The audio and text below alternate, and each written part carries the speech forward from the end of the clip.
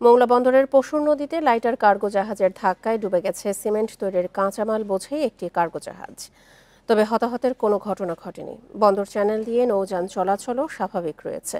ভোর 6:30টার দিকে মোংলা নদী ও পশুর নদীর ত্রিমোহনা সংলগ্ন চরে এই দুর্ঘটনা ঘটে।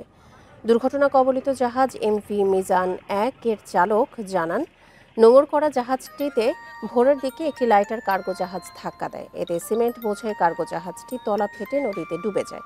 এ সময় জাহাজের 10 জন স্টাফ সাঁতরে তীরে পৌঁছে। জাহাজটিতে 914 মেট্রিক টন ফ্লাই অ্যাশ ছিল, যা কলকাতা থেকে নারায়ণগঞ্জে নেওয়া হচ্ছিল।